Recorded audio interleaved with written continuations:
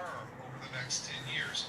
Managed money. I gotta But turn annuities it on. pay us less. It's not like, oh, we're making money off of it. No, we make less off of this thing. Thank you for your call, Nick. You might want to get on that webinar. And you might too, guy listening. Go to GregoryRiggs.com. Webinar still pops up at the bottom of the screen now, so you don't even have to dig for it. But there's a webinar tab there. And you're home away from the show's winningitlife.com and the Winning at Life app. But if you need to call Gregory's office, you call it directly at 504-832-9200 or go to GregoryRiggs.com. I'm Dan Sparker. Winning at Life with Gregory Riggs. Investment advisory services offered to Payee Wealth Management, LLC. We're gonna get it perfect. We will. Yes, we will. Yeah. Investments, legal advice, or tax advice. Investing involves risk, including potential loss of principal. Raw conversion is a taxable event and may have several tax-related consequences. Yay. Consult with a qualified tax advisor before making any decisions regarding your IRA. Information and opinions contained herein are provided by third parties and have been obtained from sources believed to be reliable. Their accuracy and completeness will not be guaranteed. The firm is not affiliated with the U.S. government or any governmental agency. We are Winning at Life with Gregory Riggs. Today's episode of Winning at Life is previously reported. Winning at Life with Gregory Riggs. Sandra's watching. Good. Hey, Sandra. So we're already ready to go. Okay, so.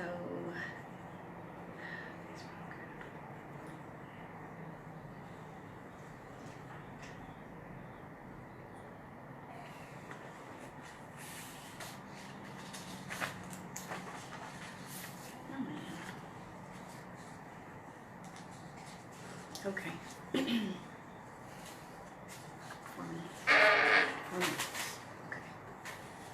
4 minutes.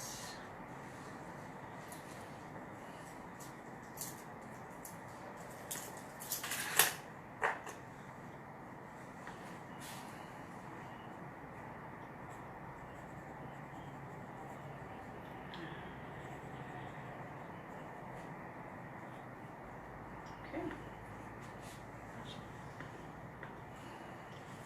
All right. Can I have an intro? Would you show me an intro that you want me to do? What I want you to do?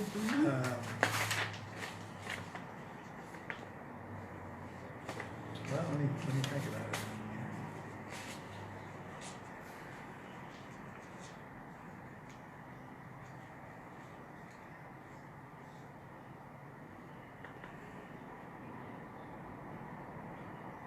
If you want, this would make a pretty good intro right here. Okay. Um, Just show me where to start. That Okay, will just a be second. great.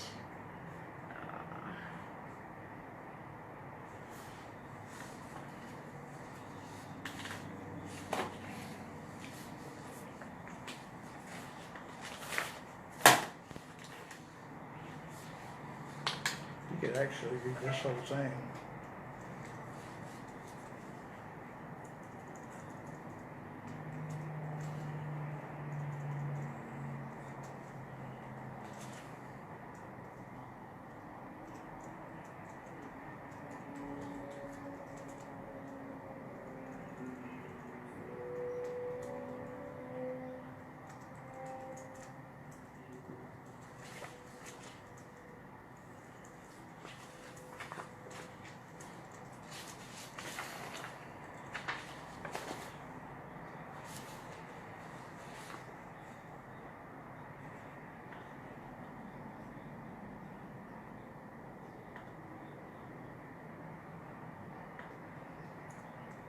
Okay. So you start at 3. Okay, you could combine these two things. This right here would make a good intro, but then this makes it brings it kind of Where do I start? right up here. Here, start here and then go there? Yeah, Okay. and this just brings it down to Columbus Day.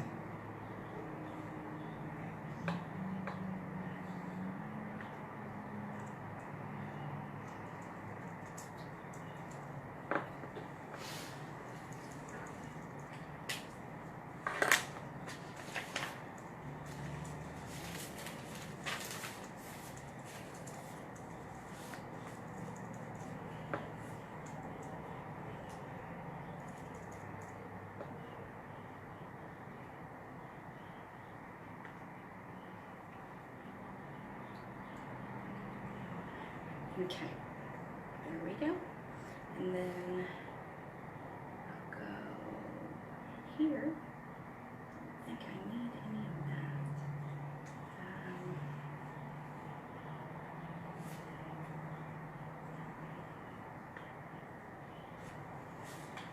Okay, great. Awesome.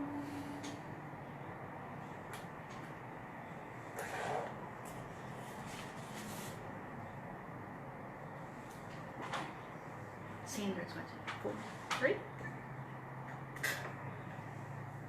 Oh, we changed to 5. Okay. Yeah, I think we've only got a couple of minutes.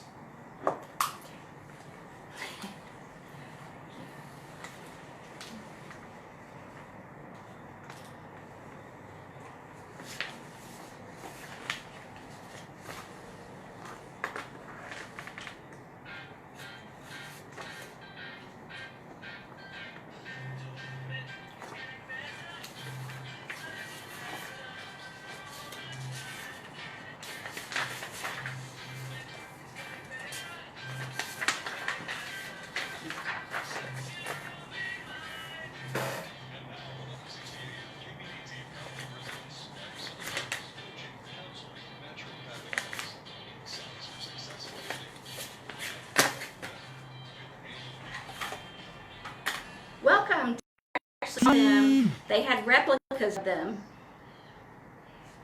I can't. We had replicas of them. They had replicas of them made, and we saw them in Little Rock on the Arkansas River. And they were ashore, and we actually thought they were like a set from a play that they were doing or something, because they had theater in there. And so we thought these ships are actually part of theater. But they weren't. They were the true replicas of the 3 ships that Christopher Columbus sailed from.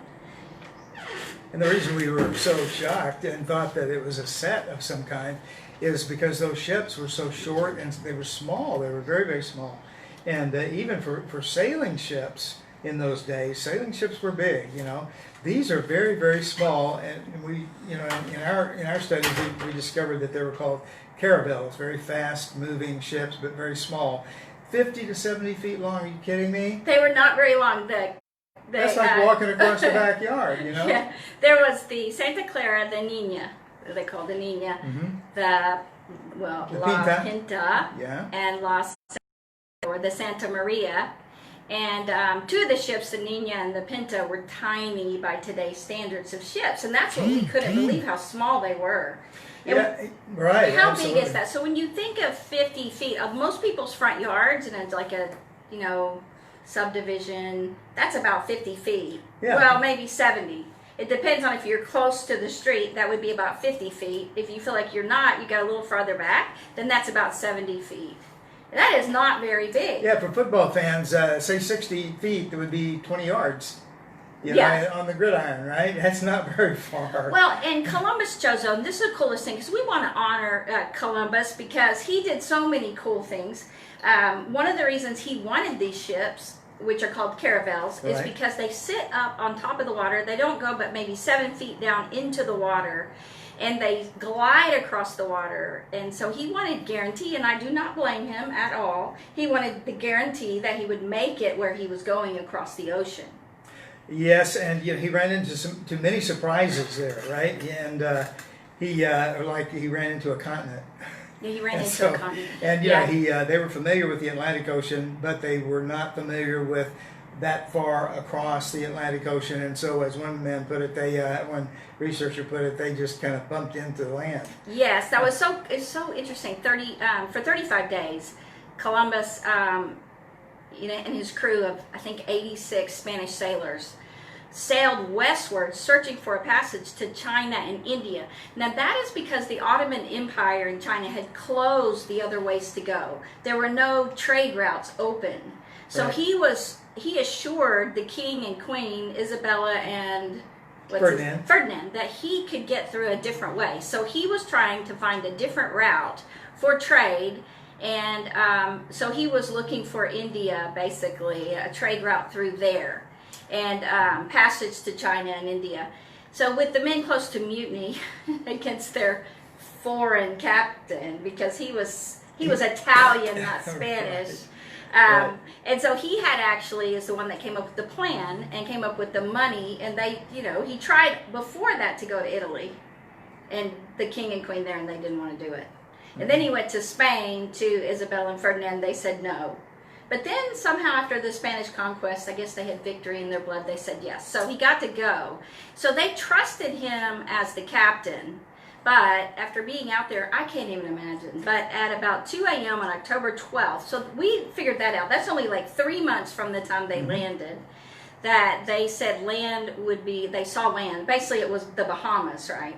Yes. And it was actually like the Greater Antilles, like the archipelago, like the biggest island in the Bahamas. Is that right? Yeah. And so he hadn't found a western route to India, of course, but his success in crossing the Atlantic was in large part due to the ships he chose for the perilous voyage. Now, particularly the Nina and the Pinta. The Santa Clara didn't make it as long as the Nina and the Pinta. Yeah, the Santa Maria was. The Santa It was his Maria, flagship. right. It was a larger ship. It was mainly a cargo ship, from what we understand. It was bigger. But the other two were, I mean, they were like skimming the water. They were very fast. And it's interesting, and this fascinates me. Columbus made some innovations to those caravels, okay? And one of the things he did was to add a different kind of sail so that the boats, Oh, the that's ships, right, and yeah. they really are more boats, okay? But they were they had sails that would propel them across the ocean. They were ocean-going sails. But then he added a different sail, which is more of a caravel type sail, and that enabled them to skirt around land a lot quicker. They had a shallower draft, and they were quick, and they could get around better. So it combined the best of both worlds for that. And then they adjusted the rudder. The rudder That's used to be right. on the side like Viking ships used to be, and he made the innovation, or at least he used the innovation that they would have the rudder just behind the middle of the underneath side of the vessel. And so all of these things permitted him to cross the ocean in a quick fashion. Well, and I think that Columbus in that way was incredible because I'm trying to make it where you can be seen I because know, you're hidden. I'm trying to be seen. He keeps hiding behind the microphone. No, It cracks I'm me not up. trying to, believe me. So Columbus was an incredible navigator, an incredible sailor, and he knew how to do all that so they could survive. Now, the hard thing about that was there weren't a lot of sleeping quarters below deck. There wasn't a lot of room on deck. So they all had to sleep up above in the air. And so there were lots of things that made it very dangerous, but they made it.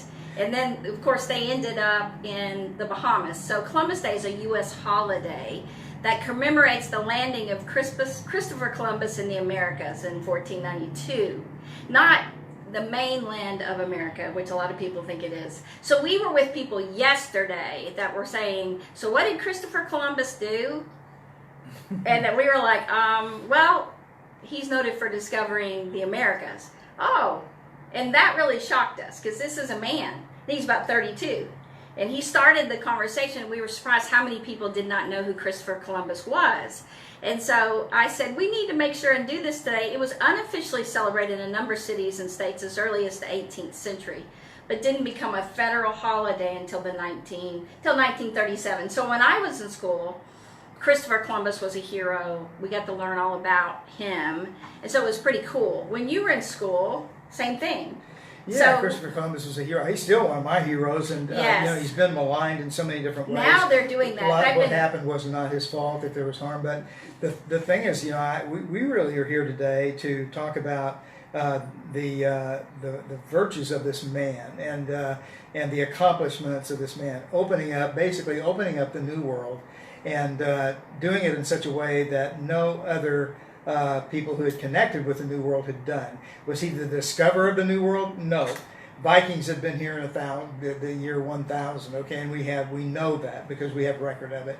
Perhaps the Chinese had already been here, but they did nothing when they came. They But did for nothing. us, being, all the Europeans, they did not know, and Spain Right. didn't know. And so when they're saying he discovered it for his country and for Spain and for Italy and that whole section, they had not, they didn't know. And no one really knew because there were no maps made that showed the Americas at all.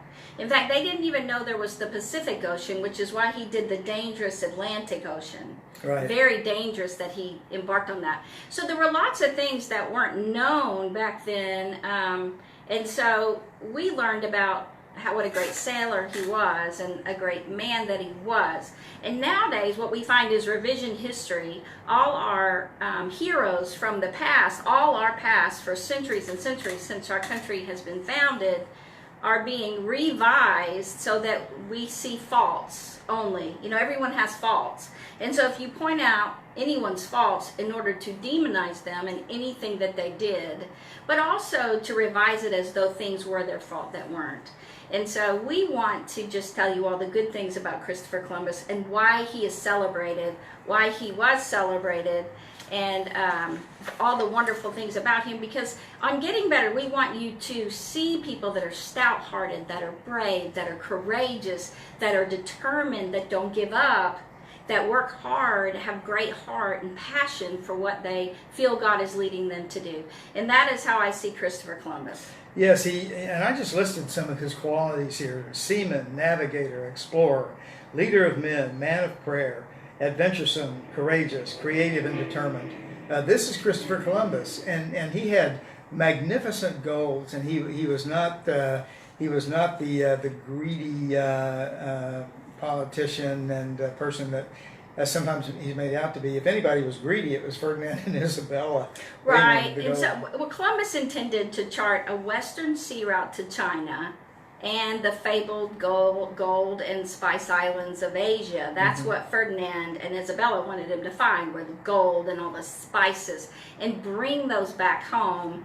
But he landed in the Bahamas, and he became the first European to explore the Americas. So he was the first European to explore the Americas. And the Vikings, and they talk about Leif Erikson, established colonies in Greenland and Newfoundland during the 10th century. So contrary to popular belief, most educated Europeans in Columbus's day did understand that the world was round. Okay, they didn't think the world was flat. And we hear that a lot, that they thought the world was flat. And they didn't. They were more educated than that. They had learned a lot. But they did not yet know about the Pacific Ocean. They didn't know it existed. There were lots of islands and countries and continents that they didn't know existed because no one had mapped that out and found them. So Columbus and his contemporaries assumed that the only Atlantic lay between Europe and the riches of the East Indies, which is why when he landed on a continent, which he didn't know it was a continent, he thought he was in India. Right, he did. He thought he was in India. So what is that song? Well, the song that's kind of funny. In 1492, Columbus sailed the ocean blue. India, it was not. It was the Bahamas, and it was hot. Yeah, and so, but you have to understand that what they didn't have, what they didn't know. They didn't know about the germ theory. They didn't know so many things that we know today. So we wanted to just let you know that eventually Columbus in 1493, he did return to Spain in triumph bearing gold and spices, and the explorers, and he crossed the Atlantic several more times during his lifetime. 4 times, I think. So he kept exploring and finding new countries and new continents and things like that. So he stumbled upon a continent previously unknown to the Europeans. So that was cool. And, Columbus sighted Cuba and believed it was mainland China. Right. And so when you see where he just didn't know where he was. In December, the expedition found Hispaniola. Yes. And which is what is that? Slovenia, where it's still Hispaniola, but there are other countries nearby. And he thought it might be Japan, so I thought that was funny. There he established Spain's first colony in the Americas, and he actually posted 39 men there. Yes, he did, and there was a huge controversy over all of that. In Hispaniola, we don't and have his time brother, to go into that, but. There was a huge, powerful political enemy that Columbus had there, and that was a part of just the smear campaign that went out with him or against him. Because even back then, somebody wanted to take over, right? They wanted to take all his glory and really just rule and run and have the power. So someone else came in while Columbus was back in Spain. and Right. started trying to take over Hispaniola. And by the time he got murder. back on that second cruise, the political power had shifted to this other guy. And he who was shouldn't even have been corrupt. there. He was a corrupt Very man. So he corrupt, did a yeah. lot of bad things. Mhm. And so sometimes Columbus gets credited for all that bad stuff, but he wasn't there. It wasn't him. And so we just want to continue letting you know all these wonderful things about the bravery and courage and stout-heartedness. So stay right here, and we'll be right back.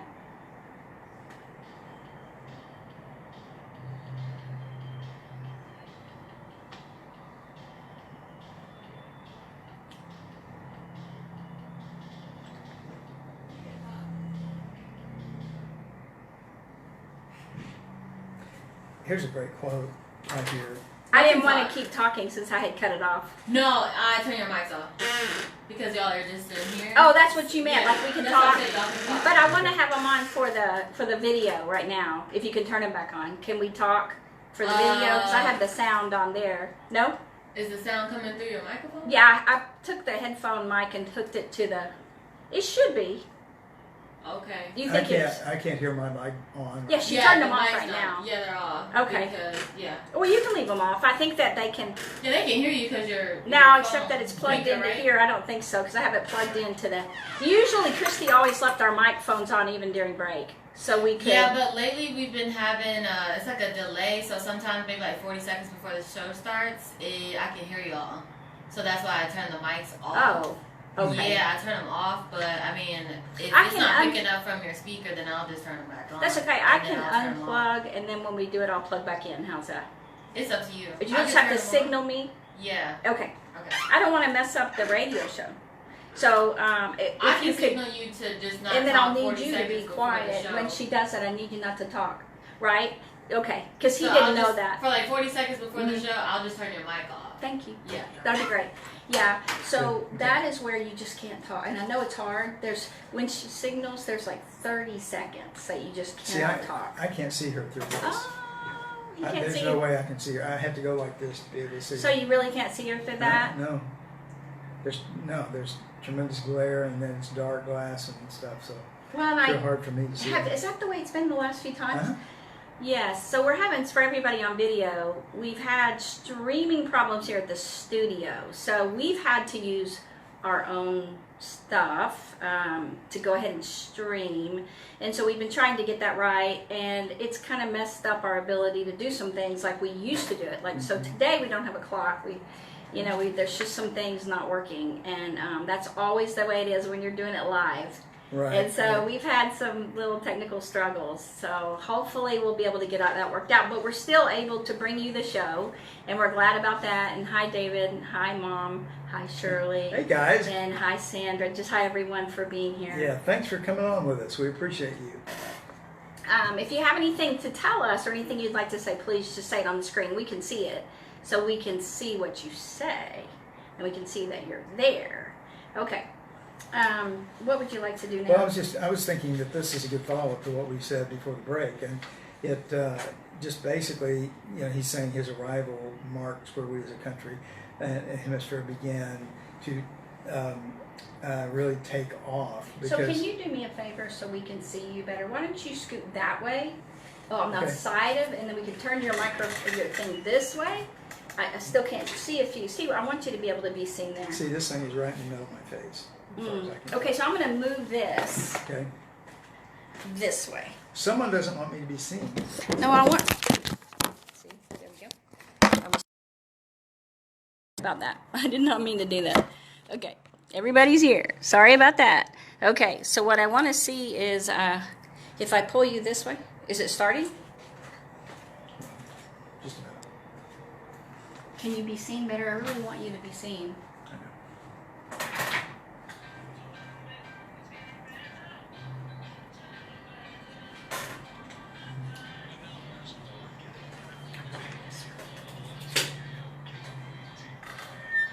Welcome back.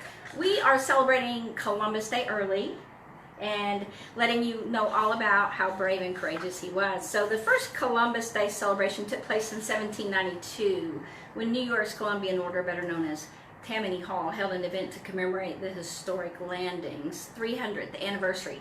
So you see how long we've been celebrating Columbus Day.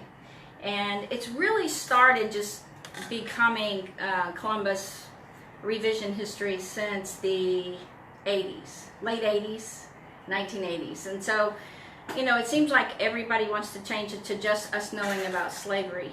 I mean, everything's like they're wanting to change it, or indigenous people. So let's talk about that, because some politicians, it's always politicians when they're running, are talking about changing it to Indigenous Peoples Day instead of Columbus Day, which is fascinating because there's so many different kinds of indigenous people. Even just when you look at all the different natives, different kinds of Native Americans that Columbus ran into. Well, There yeah, were so and it just many depends different on which kinds. indigenous peoples you're talking about. If you're talking about the Kalinaga people, they were cannibals, and their favorite meal was roasted human flesh, and they preferred babies and fetus. And the Aztecs were cruel. Aztecs had there was cruelty in their culture, and the report is, and the records show that they murdered 84,000 people in 4 days in celebrating the Great Temple in Tenochtitlan, which is now Mexico City, of course. Well, yeah, they liked killing people and killing. Well, human sacrifice. Human was, sacrifice. Was, A you know, lot current of in their culture, indigenous people had human sacrifice. And so if they're going to pinpoint something and use it, and they want to use indigenous people, the whole point of celebrating holidays is usually to celebrate and point you back to a period of time for memories. Even in the Bible, they did that. Mm-hmm. They pointed back to like the Red Sea crossing, or, you know, a Mount Sinai, or things like that. So these great events to tie people to the history so they would never forget things that happened. The problem is they're changing things so there's nothing really to pinpoint. So taking Abraham Lincoln's birthday and George Washington's birthday and getting rid of them and just saying President's Day. Well, which president are we celebrating? We're celebrating any president we've ever had. Well, we've had good presidents and bad presidents. I mean, so which one and how long ago? And so it just ends up we're not celebrating it. Nobody even they don't even know what to celebrate on President's Day. Do we celebrate that we had a president, that we have a president? I mean, that is just so weird. And then Indigenous Peoples Day. Well, there are all kinds of indigenous people for centuries and centuries and centuries, good and bad, and murderous and really wonderful, peaceful people. So you're not really celebrating anything again. You're just not having any history to pinpoint to. Part of it is that I think often people tend to think of indigenous peoples and American natives as being docile, calm, peace-loving, farming communities, basically, you know, when the truth of the matter is, many of them were very warlike and cruel. Right, when they had civilized, uncivilized, and they had I mean, you know, I'm part Native American, and I know that the Apaches were just ruthless people, you know, when you read all about them. And so, but definitely with Columbus, when you go back to all the different, I mean, different tribes wiped out a lot of the people that he left behind and killed them. And so they had to protect themselves and, you know, all those things. And so part of it is, but the thing for me is, what are you celebrating? I mean, the reason we celebrate people is because of when we see these incredible qualities about them, of good character or bravery, or the things that they accomplished on the good side. I mean, everybody has some bad stuff, and we don't celebrate that, you know. Right. You know, we love our parents, and they have good side and bad side. We celebrate the good, we don't celebrate the bad. And so it's to get you mainly to look back at history and understand your history, so these different dates remind us of things that happened in our past and the great things that happened to help us love our country. And it reminds me of a quote. We ran across this earlier, you know, and one author said his arrival, that is, Columbus's arrival, marks where we as a country and a hemisphere began our identity. Unlike previous landings, Columbus mattered. It was the first to lead to a permanent settlement and the first enduring landing from a civilization that boasted modern ideas such as a belief in science, reason, individual achievement, and Christianity. So, you know, that was a big difference between what the Vikings did and what the Chinese may have done if they came, and any other peoples. But this was a momentous occasion for the world, really. And Columbus's story serves as the introduction to a story of immeasurable historical importance. To dismiss celebration of the man dismisses the actual importance of all the voyages. So we just think it's important. We'll remind you more about that. Stay right here. Good. Now she's putting her.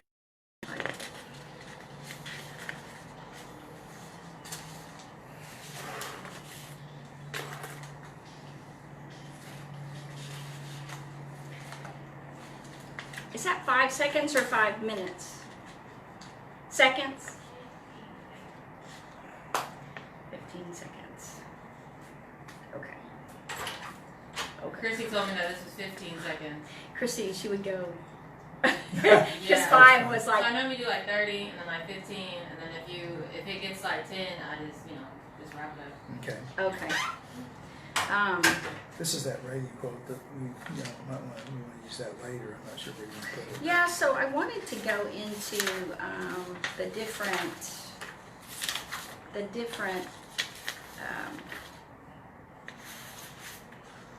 Did you talked a little bit about the caravels? A little bit. I talked about their sails and the rudder. We didn't really deal much with the living conditions. There's a lot of deprivation. That was hard. And The hardship living conditions there. were just. I mean, can you imagine? Even when John Adams went over to France and Thomas Jefferson went to France, I didn't know it took him a year. It took them a year to get there and do their work and come back. And so Jefferson stayed for quite a while, one of the times he went. But still, I had no idea how long it took to get across the ocean. And so when I see that Columbus did it in 3 months, Yeah. that's pretty amazing because it was taking 6 to 9 months when you read about John Adams. And so, Benjamin Franklin went over there too and spent yeah. several years there. And Do you want to tell a little bit about just this part of judging him? So we have the next segment, which is 15 minutes. So, what part now? That. I'm just asking what you would like to do at this point. We have another 15-minute segment, and I don't know what part you would like to talk about for him, you know?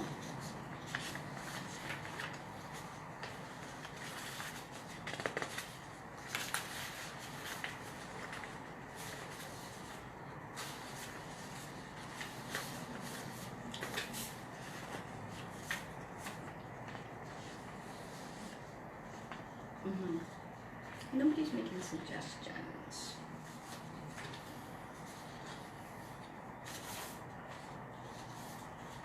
We haven't talked about this particular thing, that he adopted a Native American boy Oh yeah, and that's right. So urged restraint and mercy toward the Native people there after they had burned down the entire settlement and killed all the Spaniards in the area, including his brother. So did you talk about this already? This right here?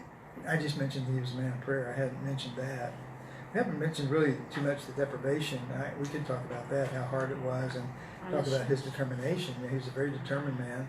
Yes. And, the truth of the matter is, I think God was with him on that voyage. I mean, how could he not be and have him make it, Yeah. He's like,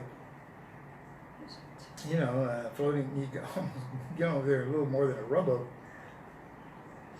Well, they were kind of, not racers really, but they were very swift vessels, but they were very small. I think that it was so hard. That's what people, I think, don't realize. Right. Well, let's talk a little bit about that then, because that's a pretty big deal. He took a year's worth of food for his crew, and but it was not very tasty, and some of it was spoiled, and they had to sleep on deck and all that. So.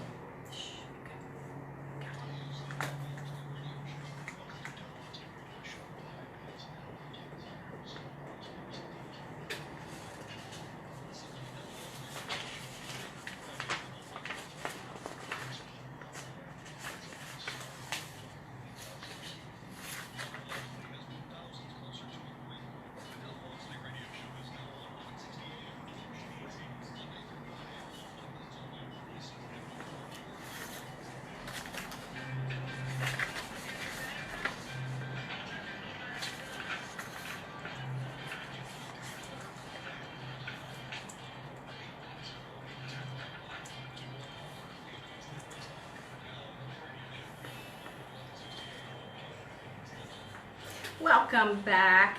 I want you to know that Columbus, in spite of his many faults, was a man of character. His devout Catholicism informed his treatment of his fellow sailors. That's what we know about him.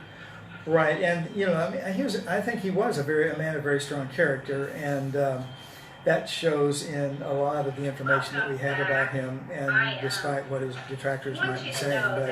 But we wanted to mention that part. I mean, that was a hard passage for them. It was not easy. It was very difficult. The Atlantic is a tumultuous, huge body of water. The storms there are legendary for wrecking ships, and they made it through. I believe God was with them, man, and that God had a plan, for opening up that part of the world at that time. But these, I wanted to mention how difficult, how difficult the voyage was, and there was a tremendous amount of deprivation on that voyage for the sailors, and but it's very interesting. They had, Columbus took a store of food for a year, not knowing exactly how long it was going to take to reach India and Asia, right? Mm-hmm. And so he took a year's worth of food, but it was very simple food. It had to be dried food, dried fish, beans, peas, dried vegetables, and things like that. They used the only thing they had for like starch bread was hardtack, which is a twice baked kind of bread that'll break your teeth if you don't dip it in water first. Have you had it? I have not had it. I've read a lot about it, though. Westerners used to use hardtack because it was preserved. I mean, it kept forever. It's kind of like maybe what Indians did, or what people do when they go on these hikes, these long mountainous hikes that they go on for days and days. They'll make a dried bread, like with lots of stuff in it, with meat and fruit and nuts and all this kind of stuff. And it is hard. It's not that hard, though. It doesn't break your teeth. Well, some of the things I read said, if you can't eat it, or at least what they used, is it's like the shape of a biscuit, but it is twice baked, which makes it so hard that you have to actually dip it in water to be able to eat it. And so that at least that's what I've read about what they had. But the problem is that a lot of their stores were spoiled because of water seepage into barrels and things like that. And whenever that happened, maggots would get into the food. Maggots. And so, that to us, that's just deplorable. In fact, to them it may have been too, but the report is that some people would wait until dark so they couldn't see the maggots and they'd eat it anyway. And I'm thinking, I don't know, boy. Protein. That would be pretty tough.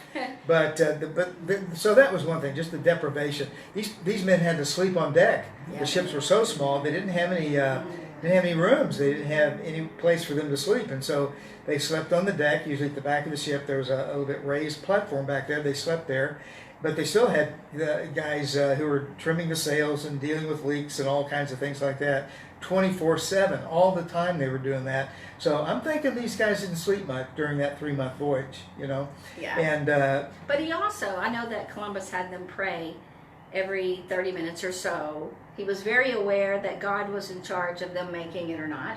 Right. And so he had them pray, and I'm sure they enjoyed praying just to get across and survive, and with the food issue and everything.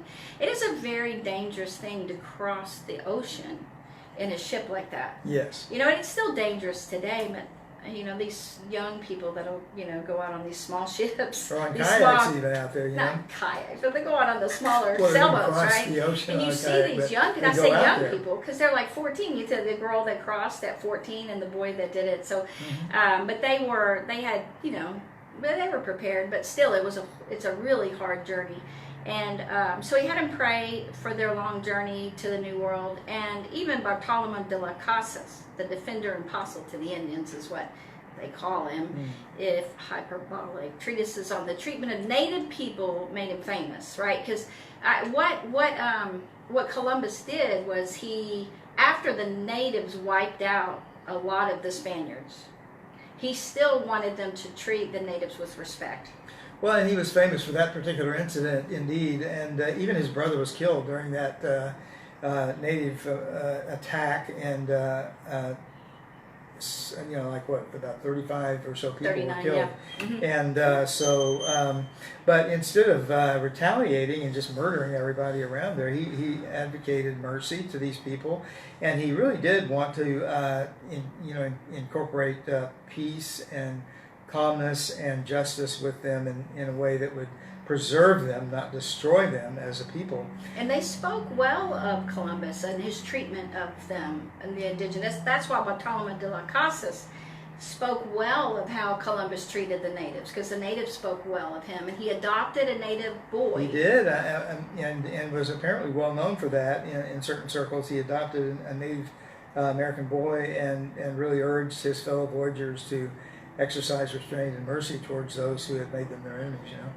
Yes, because they did keep burning down their buildings and killing all the Spaniards. I mean, it was a pretty scary time, and I think that when we have to place Columbus back then, coming to a land, like if we sailed and landed on an island and we had no idea what was there, and they've made movies like the one with the boys on the island trying to live on the island. What was that movie? Lord of the Flies. Lord of the Flies. They're trying to survive there, and they don't have, trying to find food and live in the wilderness and all this, and then you have the native people trying to kill you, and so he had to navigate an awful lot. And then he had the people, he had there were just a lot of complexities, the warring tribes, the alien cultures, the inner problems and running of the Spanish, the Spanish disputes with the natives. They were all part of reality that Columbus had to navigate that. So in a way, he was almost like an ambassador. I don't know how you would define it. But this is one of those things where he probably was thinking, I didn't sign up for all this. No, he did not. In fact, they talked about that. He would have been probably the first one in history, the first man in history to kind of engage in that, like a diplomacy, like a kind of trying to, to America, right? And that's the thing that a lot of people don't understand, that he didn't set out to destroy anything. No. He didn't set out to conquer, overcome anything. He really just set out to look for a new trade route and to bring back whatever he could, to Spain. But some things happened along the way, and his description of the native peoples was not this civilized pastoral type people. He describes them as people who lived in rocks and mountains.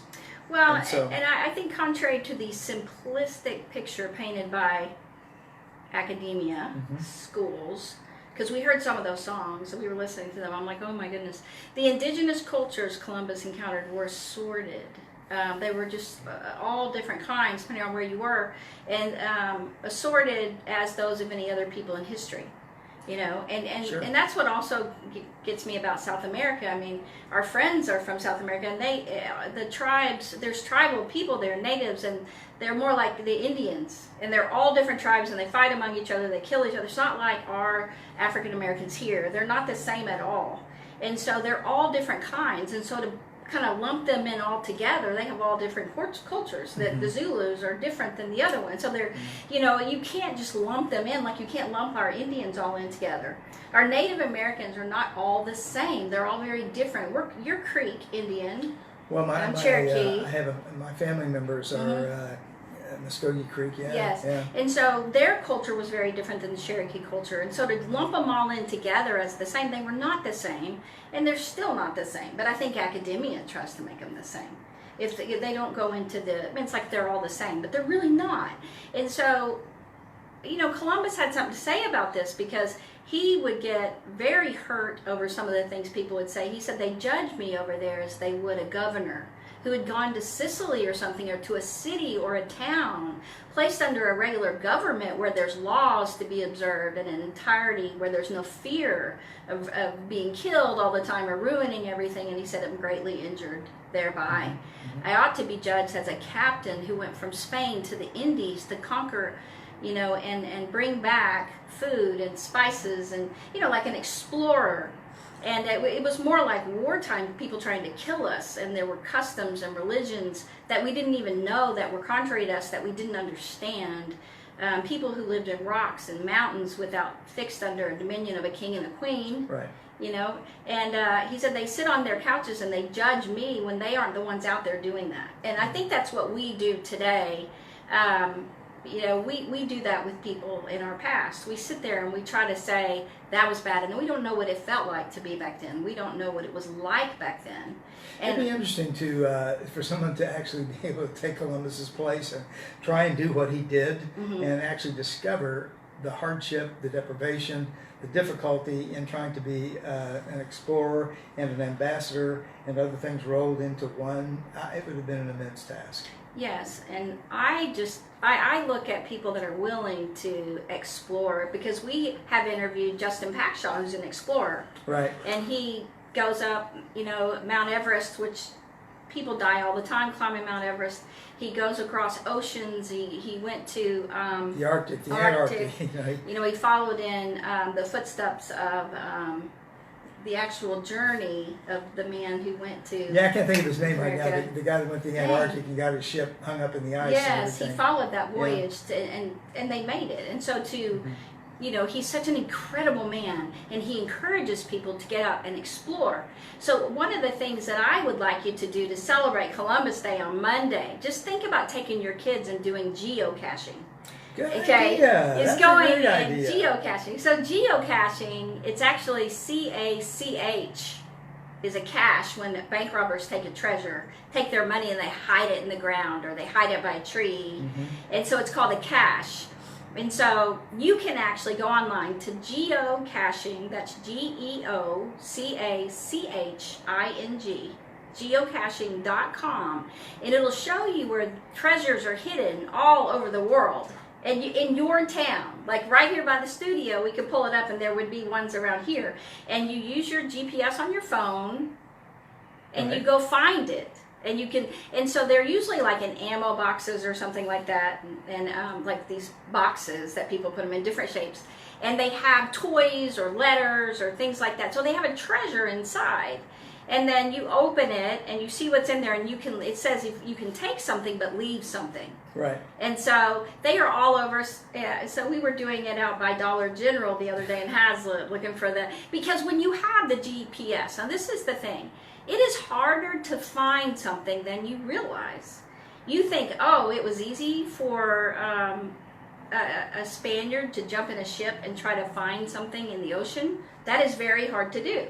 I mean, these sailors are incredible in their navigation abilities. Absolutely. It is Yep. amazing. So based on what they know, based on the stars and all the equipment they have, they can pretty well now find what they're looking for. But when they're out looking for a ship that's sunk in the ocean and they kind of have an idea where it is, it's still impossible to find. And so, you know, I just encourage you to go geocache and see how hard it is to find what you're looking for. You can look right at it and you can not see it. I mean, it's Yes. amazing. But the search, it's all about the search, right? And looking Yes, for it. it's really The fun. hunt is the main thing. It's so fun. So And people put them in trees. People put them in bushes. I mean, it just kind of depends. You got to look all around. So at Eagle Mountain Park, they have like 12 geocaches. They may have more than that now. And they had 3 out in the water. And so my kids were like, let's go out and get those. I'm like, no, let's stay on the ground, right? Like, I guess with our snorkeling, but you can't see in the lake very well. So, and there's one on the island out off of Eagle Mountain. There's an island out there. is There's there? one out there. There may be more now. Yeah. And so it is very fun we got in our kayaks, took off to that island to find the geocache, the cache, and to try to find it. And the island wasn't that big, and it still took us, the girls and I, like 3 hours to find it. But they were determined. No, it was probably an hour to find it, but to get out there and get back. just that whole spirit of exploration would be Yes. a good thing to try with our families to celebrate the holiday and remember just the spirit of Columbus. You know, go someplace you've never been before. Explore something that you haven't ever done before. You know, Pack and, a snack so you have food There like you go. Columbus did, right? And so if you're going to explore, you want to feel like you're doing it the way he did it. With the pack food, right, and water, and then make a day of it so you have provisions that you want to try to make last for the amount of time you're going geocaching, anything like that. And it's really fun to do, and it is the exploration. It's just Right. the journey that is the most exciting. really encourage you, and you can pretend that you were sent out by royal decree from Queen Isabella There you go. and King Ferdinand Yep. to find this cash and bring it back to It's them treasure, because yes. they wanted treasure. So go find your spices and your gold and your barrel of monkeys is what we found one time in there, the little monkeys. And we found a, what's his name, from the space guy, Buzz Lightyear and Oh, all yeah, that. yeah. So just enjoy it. She's going, wrap it up. I pushed it, yes. So we have another 5 minutes anyway. Yeah, thank you. This is going I to just thought that would be fun. yeah. This I think that's Hey, not- Ron. I think this is going to be important to end with this somehow. Okay, then why don't you do that and just Okay. make sure that you give me a little time to close. But Oh yeah, sure. if you, well, is that enough to just talk about at the end? And then- I don't know if this will be totally enough to Mhm. do this for the whole thing, but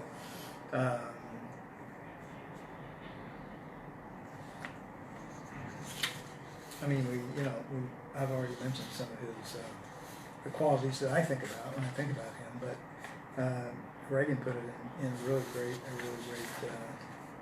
paragraph here.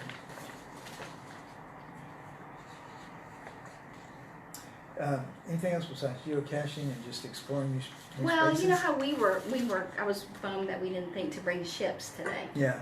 You know, he had That's- 3 ships. It would be fun to make models I know. of those 3 ships. Yeah. Or one of them, or Santa Maria, or all of them, Mhm. whatever, So, anything to help communicate the importance of that event Right. would be a good idea. That's a good idea. I think so. I'm a model guy. I love that. You love models? Oh, yeah. Yeah, you could take them down to the water and sail them, right? Well, you could if you made them seaworthy, Well, and put little people on them, see if they can stand up. Well, you Because glue it's 'em- hard to stand. Glue them down. Hmm. If you've ever been on those ships, And we- that one's small, so we it would didn't have really, been. we didn't get to go on those. We didn't You go- went. No, we went on them. That one, it wasn't very big. We went on that one. It was marked off, so we couldn't go. You just went like this little space right here. That's all we got to go on. Yeah. They had it all corded off. You don't remember that? Well, I remember going down and looking at it. I don't know that I remember walking up on it or anything, but maybe we Mhm. did. The main thing was seeing what they looked like and how small they were. They're just diminutive, they're extremely small. And you think, how could somebody get that across the Atlantic Ocean? Pretty Yeah. amazing. Here we can talk about, because this is the thing that I was looking at was when you look at all our people in history that celebrated him. In fact, they were going to name America Columbia. Right. And so. And Hail Columbia. they Hail thought about that Columbia, being the and that would have been the national alma anthem, mater, the national anthem, Yeah. yeah. And so, Mhm. I think even Roosevelt honored him. Oh yeah, absolutely. And so I think if we can do this and then you can do that, what do you think of that? Yeah, I think that'd be a great idea. Roosevelt's the one who brought in made it a holiday, right? National holiday. Roosevelt? 1937. That would have been Roosevelt, right? Yeah, I wasn't sure if it was Well, that this was that same Roosevelt, but I guess it is. Yep, of course. Good point. Mr. Ron's on there. Hello. Hey, Mr. Ron, good to have you on, brother. Okay, I'm excited. All right, so that's good, and we'll be done. I think. One man, 2 narratives, basically. Yeah, that's true. You That's know. true. And you run into that a lot these days, unfortunately. Mhm. Yes.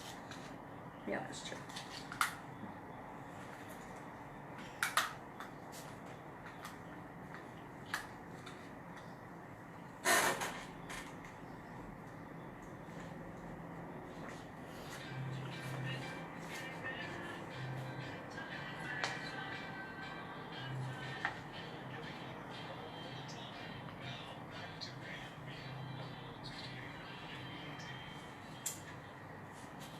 And we ran across a great quote from the then President Ronald Reagan in the 1988 Presidential Proclamation. I wanted to bring this to everyone's attention today because I think it just encapsulates the things that we're talking about today.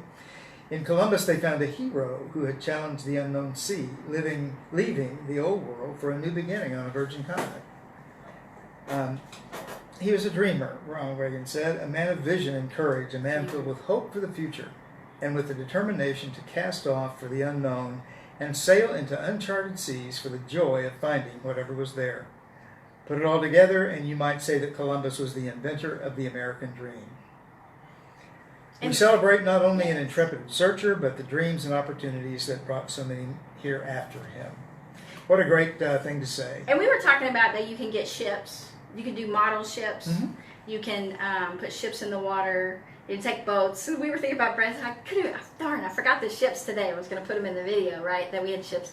They're a little different than what Columbus looks like. But for most American history, Columbus Day was associated with the celebration of the American experience. And President Benjamin Harrison in 1892 proclaimed the 400th anniversary of the discovery of America by Columbus a general holiday for the people in the United States. And on that day, he said, "Let the people, as far as possible, cease from toil and devote themselves to such exercises as may best express honor to the discoverer and their appreciation of the great achievements of the 4 completed centuries of American life." And then President Roosevelt unashamedly credited Columbus with his men as harbingers of the great movement of people from the old world to the new. In the midst of a world war, Roosevelt asked the American people to contemplate the estate to which the world has been brought by destructive forces, with lawlessness and wanton power ravaging an older civilization, and with our own republic girding itself for the defense of its institutions. We can revitalize our faith and renew our courage by a recollection of the triumph of Columbus after a period of time. And so most people don't realize that America, they were going to name it Columbia. I know, right? They were. Yeah. They were going to even, they considered Hail Columbia, that song as the national anthem. Right. Hail Columbia, that's right. And they went back and forth about that and finally ended up with the other one. Star Spangled Banner. And so, it's fascinating that so many people don't know that every president until we got to Jimmy Carter. I was waiting to see if you knew. He started, not so much. Then Reagan did, and then Clinton did not. Clinton was the first one, Bill Clinton, that really started downing, that I heard. And so it's interesting that you get these 2 narratives now for Columbus Day. You get Columbus, the great man and the founder, the hero, the discoverer, the high character, all those kinds of things. And then you get this other narrative that is so horrible and evil. A dead white male of the worst variety was a slaver, a capitalist, and the murderer of millions. That's the hysteria we get today about everything. Well, that's a whole nother issue. Maybe another show. The pandemic of hysteria. Mass hysteria today. Yes, it is a pandemic. Created it spreads by... the media is amazing what they can do. But I do think that realizing about that and then celebrating it with your kids for fun, that being an explorer, be a dreamer. Because this is the one thing about Columbus. He was determined. He had a vision and he believed he was meant to do it, and he didn't let it go, and he kept going and kept going and kept going until he found a way. He just kept going to the kings and sharing his vision with them, and finally got him to do it. So that was a very determined man. And then with the ships, to make sure that they would make it, he altered these ships. The Caravel were fast ships, so he wanted those even though they were smaller, which means he had to bring the bigger one for the cargo. But also the way he did the sails on the bigger one to make it faster, and then the smaller ones to make the sails sturdier, right, so that even though they were fastened above water, they wouldn't tip. So when you look at his navigation, what he did with the rudder, he actually is the one that came up with all that and altered all that. And that is a genius. I just would say that. That's a genius. And so no one's perfect, and I don't expect you to think of him as perfect. I want you to see the wonderful things that he did, and you guys enjoy it. It's a national holiday. Celebrate it with your kids. Enjoy the day. Go geocaching. Build model ships. Anything you can do. Take your boats in the water. Actually put these we were putting little men on them, the little army men, because that's all I had, to stand up, and they kept falling over, right? In these little ships. So just explore, have fun, and just get better and enjoy it. Have a great weekend. Thanks for coming, everybody. Good to talk to you today. Thanks, everybody. Take good care and keep getting better.